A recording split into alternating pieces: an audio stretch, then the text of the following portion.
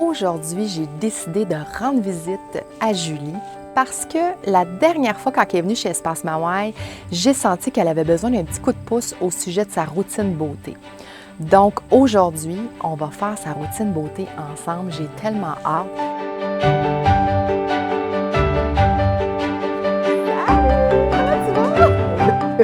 Je vais faire vraiment que cette routine-là soit pour elle un moment de rituel au lieu d'être une corvée.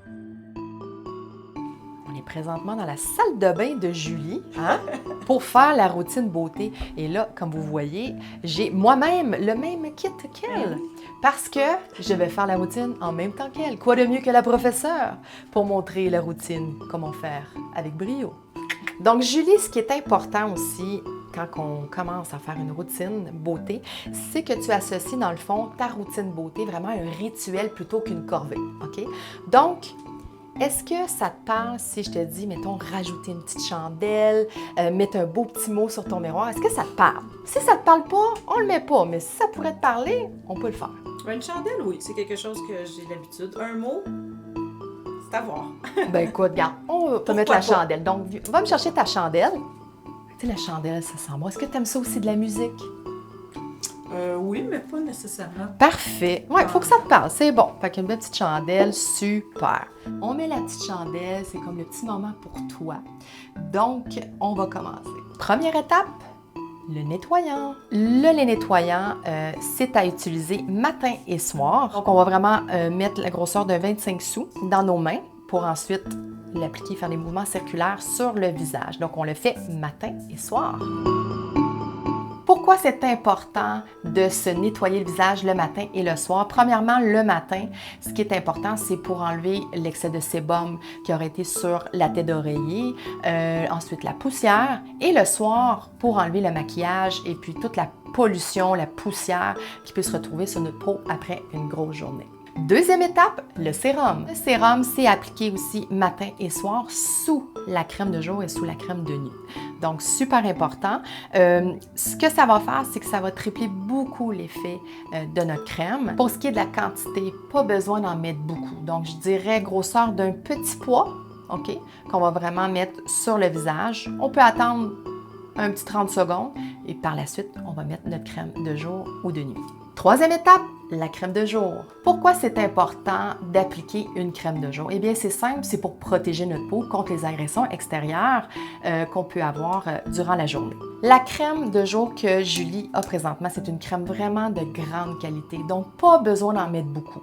On met vraiment la grosseur d'un petit pois aussi pour couvrir tout le visage, puis même souvent il en reste un petit peu pour le cou aussi. Quatrième étape, gel contour des yeux. Alors, le gel contour des yeux a besoin d'un demi-pois, je dirais.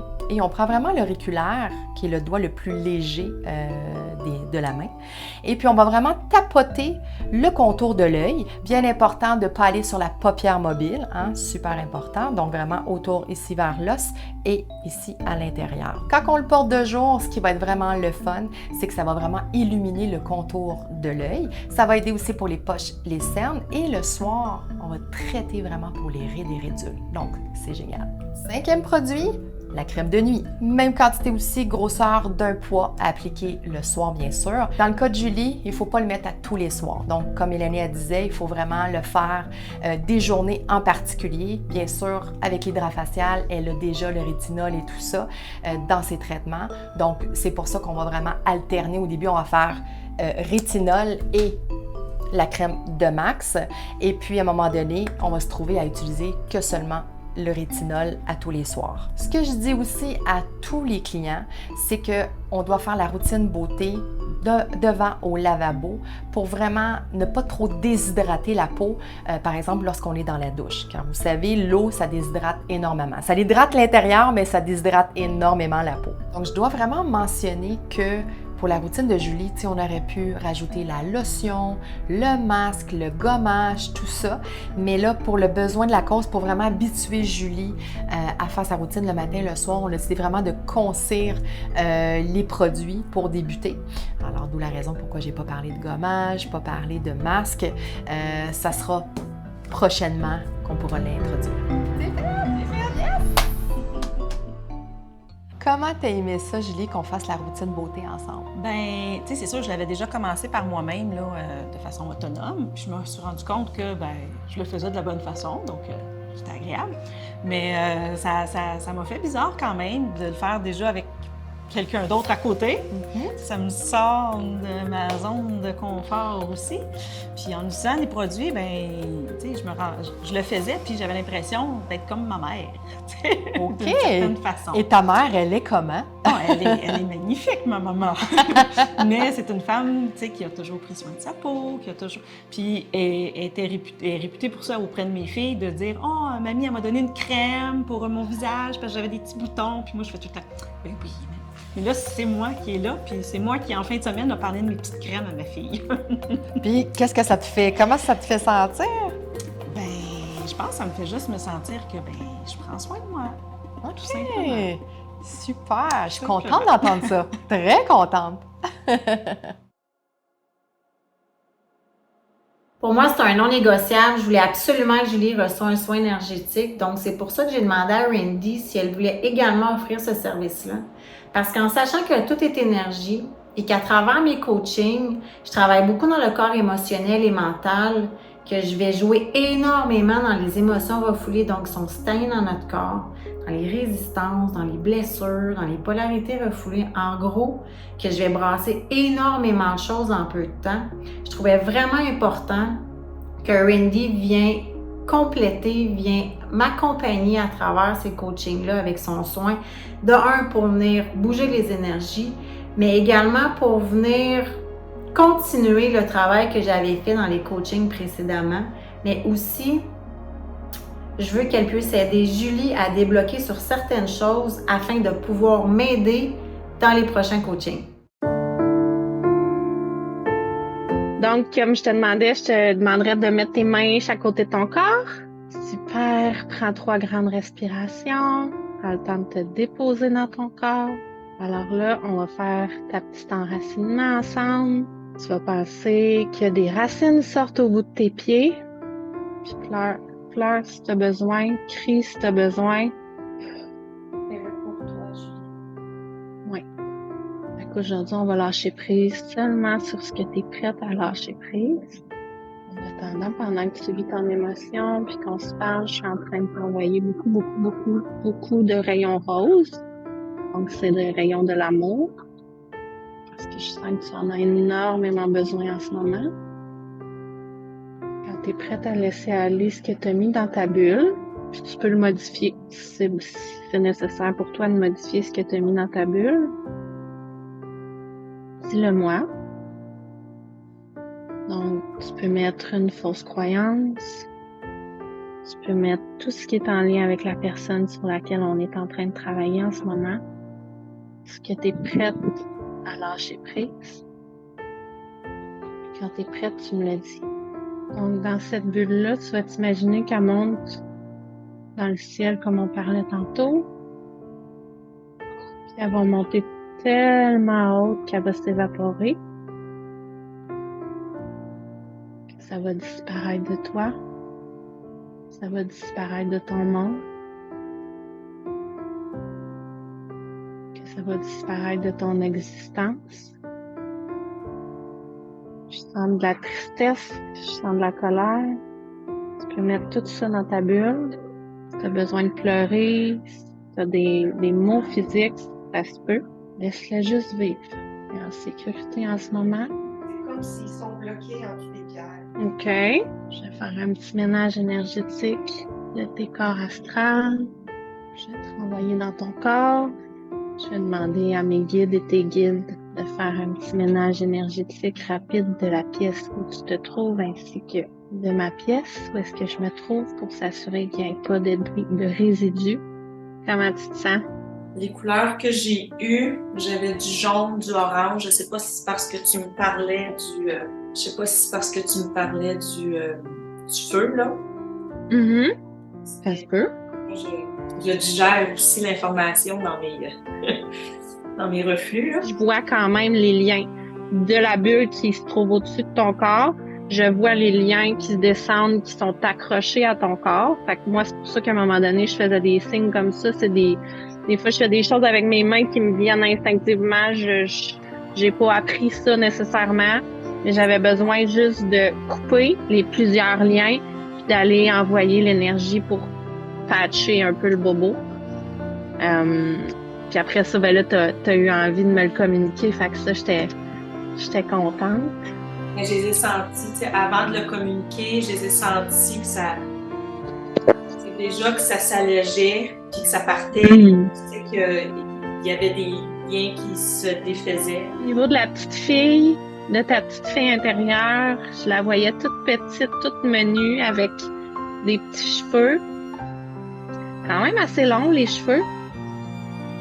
Mais un petit visage un petit peu maussade.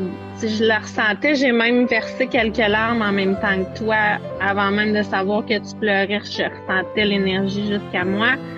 Puis j'ai vraiment senti un grand soulagement. Qu'est-ce que toi t'as ressenti après ça? Comment t'as vécu ça, cet épisode-là? Bien, ça m'a fait spécial de vraiment me retrouver face à elle. On dirait que c'est la première fois que je réussissais vraiment à me retrouver face à elle. Ça m'a fait bizarre parce que je l'ai senti. Actuellement, je suis beaucoup dans les émotions en ce moment, de comprendre ce que sont mes émotions et comment je vis mes émotions qui me concernent moi et pas les autres. Là. Fait que je suis beaucoup là-dedans. Fait que j'ai vraiment senti les émotions. C'est sûr que tu m'as aidé aussi en les nommant. Ça m'a comme montré que effectivement, c'était réellement ces émotions-là. C'est comme si tu venais mettre des mots sur ce que je n'étais pas capable en tant que petite fille de mettre comme émotion. Fait que j'ai essayé. Ça m'a fait comme du bien en même temps. Je suis devenue émotive parce que j'ai compris que c'était ça, les émotions. T'sais, la petite fille, c'était ça. Fait que c'est ça. Puis c'est comme quand tu te parlais de l'adulte, ben, on dirait que je me suis vue en tant que moi maintenant, l'adulte sur lequel elle pouvait se référer maintenant. Le comportement est démontré dans notre corps physique, qui est influencé par notre attitude intérieure, qui, elle, est gérée par nos croyances et notre motivation, qui se retrouve dans notre corps mental. L'attitude intérieure, c'est un état d'être qui se reflète à l'extérieur de soi et qui crée notre réalité. Donc, une attitude, c'est ce qui se passe à l'intérieur de soi et le comportement, c'est ce qui en découle. Je te donne un exemple. Si tu as ta job juste parce que tu es motivé par l'argent et la sécurité que ça t'apporte, et la croyance rattachée, c'est « j'ai pas une scène », ça se peut fort bien que ton comportement soit pas très up la vie, puis peut-être même que tu mettras pas tes talents de l'avant pour le succès de la compagnie. Mais d'un autre côté, si tu as ta job qui est motivée par l'apprentissage que ça va t'apporter, par le fait même que tu vas pouvoir mettre tes talents en lumière, que ça va pouvoir augmenter ton potentiel, et la croyance rattachée, c'est « je peux faire tout ce que j'aime », le comportement va être complètement différent. Tu vas peut-être être super passionné, créatif, hyper motivé quand tu te lèves le matin, souriant. On est complètement ailleurs, c'est deux choses complètement différentes. Donc, ce qui est super important de comprendre, c'est que l'attitude affecte le comportement, qui affecte le résultat. Alors, si les résultats dans ta vie ne reflètent pas tes désirs, c'est vraiment important que tu te poses la question, c'est quoi mon attitude intérieure? Et que tu mettes en lumière les peurs qui t'empêchent d'avoir une attitude qui va t'amener à ce que tu veux. En premier temps, ce que j'ai demandé à Julie, c'est qu'elle me fasse une liste de qui elle est dans sa relation avec elle-même. Comment elle se traite? Parce que je veux connaître les comportements qu'elle a fait à elle-même. Après ça, je veux savoir c'est quoi son attitude intérieure. Donc, on a pris chaque comportement et je lui ai demandé c'est quoi la motivation qui est derrière ce comportement-là. Et c'est quoi la croyance qui est rattachée à cette motivation-là. Donc, si je prends par exemple un des comportements que Julie elle incarne, c'est elle se juge et elle se critique. Donc, c'est qu'est-ce qui la motive à se juger, à se critiquer? Et cette motivation-là renforce quelle croyance? Après avoir déterminé le comportement, la croyance et la motivation, je veux savoir c'est qu'est-ce que ça l'empêche d'être, de faire et d'avoir au niveau de son être, au niveau de son moi profond. Parce que si Julie elle a le comportement qu'elle se juge et se critique, ça veut dire qu'à l'intérieur de elle, son attitude intérieure qui est la motivation, la croyance, est en train de cogner à la porte puis de dire « Écoute, ici, là, il y a un besoin, il y a un désir qui n'est pas vu, là. Il est caché bien profond, puis il a besoin d'être comblé. Alors, l'objectif de ce travail-là, c'est de mettre en lumière le besoin et le désir qui est caché pour pouvoir venir le combler différemment et plus sainement. Donc, dans le non-jugement et la critique. Donc, avec Stéphanie, on a parlé de ma relation avec moi-même, de qui je suis dans ma relation avec moi-même, qui j'incarne envers moi-même, et non pas ma perception que j'ai des autres envers moi. C'est une grosse nuance. Ce fut un travail assez difficile parce que, pour ma part, j'ai l'habitude de dire comment est-ce que les autres me perçoivent ou comment est-ce que je sens qu'on me perçoit. Mais là, c'était vraiment centré sur moi, comment je me perçois par rapport à moi et quelle est ma relation vraiment avec moi-même. Ça m'a permis d'observer certains comportements. On en a énuméré quelques-uns.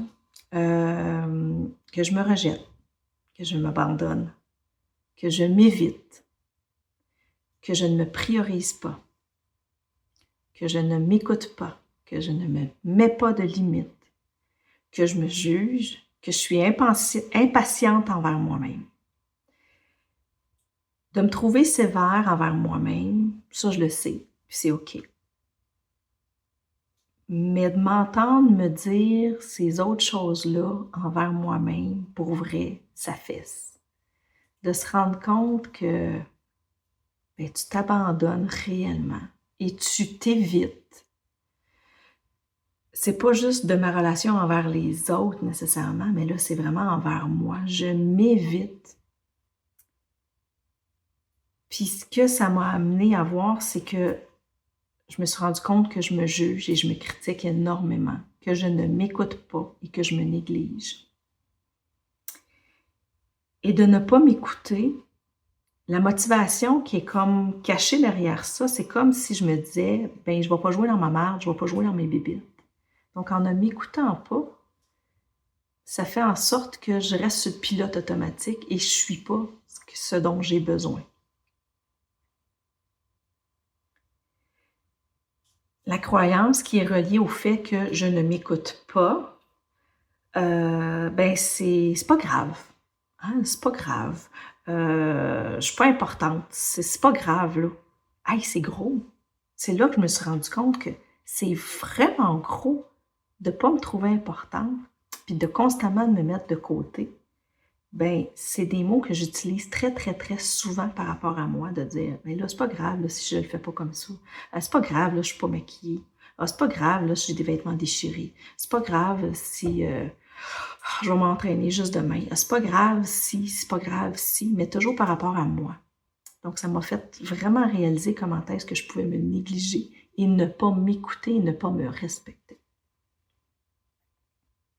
Ça m'a amené à m'observer dans mes comportements, dans le pourquoi je réagis comme ça, dans le comment, dans le à quel moment, avec qui aussi que j'ai plus tendance à utiliser ces termes-là, en présence de qui que je vais moins m'écouter aussi. Donc, ce fut très, très, très puissant comme exercice. Une croyance, c'est le fait de croire une chose vraie ou possible. Une croyance fait partie de notre système de valeurs qui comprend ce qui nous a été légué par nos parents, nos amis, nos relations, nos enseignants, le gouvernement, les médias. Puis il y a également les croyances populaires auxquelles il faut faire attention parce que de façon inconsciente, elles dirigent notre vie. Comme par exemple, il faut manger 3 repas par jour, il faut que tu dormes 8 heures dans ta nuit pour être efficace le lendemain de la journée, le froid donne la grippe. Ces croyances et toutes les autres semblent anodines au départ, mais de façon inconsciente, elles peuvent avoir un impact sur notre vie parce qu'elles nous empêchent de combler nos vrais besoins. Comme par exemple, si tu as la croyance que le petit déjeuner est super important, c'est le plus important. Donc quand tu te lèves, tu dois manger. Mais tu n'as pas faim. Ton corps ne te demande pas la nourriture en ce moment-là, mais tu décides quand même de manger parce que tu as cette croyance-là à l'intérieur de toi. Ça fait en sorte que tu viens de ne pas écouter ton corps. Tu viens littéralement passer à côté du besoin qui te le demande. En ce moment, qui est « j'ai pas besoin de nourriture ». Alors, c'est super important de prendre conscience des croyances que nous avons. Parce que de un, derrière chaque croyance se trouve une peur qui vient renforcer la croyance. Et de deux, derrière chaque peur et chaque croyance, il y a un besoin ou un désir à combler. Donc, chaque fois que ta vie ne se déroule pas comme tu veux, chaque fois que tu as peur, que tu vis des émotions difficiles ou qu'il y a un besoin important qui n'est pas comblé, il se cache une croyance que tu entretiens depuis ta jeunesse. Et cette façon de penser attire à toi des situations désagréables pour que tu puisses justement prendre conscience que tu crois en quelque chose qui est plus bénéfique pour toi. Ce que j'ai fait avec Julie, c'est de mettre en lumière les croyances limitantes qu'elle a dans la relation avec elle-même. En gros, je veux savoir c'est quoi la bullshit qu'elle se raconte. Parce qu'en sachant qui elle est dans sa relation avec elle-même en ce moment, et en voyant que la relation évolue pas, ça vient me dire qu'il y a des croyances limitantes qui sont là, qui la dirigent. Et qu'il faut absolument les déconstruire, ces croyances limitantes-là, pour ensuite rebâtir sur des croyances ressources, afin de pouvoir aller combler les besoins et les désirs cachés. Donc, comment on a procédé? C'est qu'on a fait l'exercice. Tout d'abord, on a nommé les croyances limitantes qu'elle a dans la relation avec elle-même. Ensuite, on a pris chaque croyance et on a fait un travail profond. Ici, on va prendre l'exemple de « je ne suis pas importante ». Donc, en sachant que Julie a la croyance « je ne suis pas importante », je veux savoir c'est quoi le comportement qui est rattaché à cette croyance-là. Ensuite, en sachant qu'il y a toujours une peur qui vient renforcer une croyance, je veux savoir, premièrement, c'est quoi la peur qui est là, et deuxièmement, c'est quoi le comportement qui est rattaché à cette peur. Et pour terminer, la croyance et la peur, ça l'empêche d'être, de faire et d'avoir quoi dans sa vie en ce moment. Donc, on est allé travailler beaucoup de croyances limitantes durant la période. Et une qui est sortie beaucoup de croyances limitantes face à moi-même, ben c'est de me dire que je suis pas importante. Donc, de me dire que, ben, je le savais pas, je le voyais pas comme ça, mais c'est vraiment ce qui est monté avec tout le travail qu'on a fait. C'est vraiment ce qui est montré, le « je ne suis pas importante ». Le comportement qui est rattaché à ça, ben c'est souvent de dire « Ah, c'est pas grave. Tout ce qui me concerne moi, c'est pas grave, ça attendra. C'est pas grave si je fais pas ça. C'est pas grave si mes vêtements sont troués. Ah, c'est pas grave là si je me suis mis les pieds dans l'eau là, en autant que tout le monde soit bien. Ah, c'est pas grave là, j'ai pas respecté ce que je m'étais dit, ce que je m'étais promis à moi-même. C'est pas grave là. Ah, c'est pas grave si je m'entraîne pas aujourd'hui. Je vais le faire un autre moment. Puis de toute façon, je suis une fille en forme, je suis une fille sportive. C'est pas grave là, si je m'entraîne pas tous les jours. Là, tu sais. Donc, le c'est pas grave, c'était de me laisser tomber. Je me laisse tomber en disant c'est pas grave. La peur qui est rattachée derrière ça, selon moi, ça a été peur de prendre ma place. Ça a été, ça je sais que j'ai toujours eu de la difficulté à prendre ma place, mais la peur de prendre ma place, de parler, de dire « Hey, j'aurais besoin d'aide » ou de dire « Hey, pouvez-vous m'attendre 2 minutes? » Comme si de dire « Qui je suis, moi, pour qu'ils m'attendent? » Donc, c'était un peu ça. Qui je suis, moi, pour qu'on me respecte? Qui je suis, moi, pour qu'on accepte de? Donc, il y avait beaucoup de ça. Donc, je prenais pas nécessairement ma place. Puis le comportement qui est rattaché à cette peur-là, ben, c'est que je me tais, je dis rien. Donc, j'ai peur de prendre ma place, puis ben, j'aime autant mieux me taire que de parler, puis de me faire voir. Ce comportement-là m'empêche, Stéphanie m'a demandé qu'est-ce que ce comportement-là de me dire que je suis pas importante et que c'est pas grave, qu'est-ce que ça m'empêchait d'être, de faire et d'avoir? Bien, ça m'empêche d'avoir de l'assurance, ça m'empêche d'avoir de la volonté, de m'affirmer, ça m'empêche d'avoir de l'expansion, ça m'empêche d'être authentique, ça m'empêche d'être vue comme moi je le suis, ça m'empêche vraiment de me voir, puis ça m'empêche d'avancer dans qui je suis et vers les rêves que j'ai.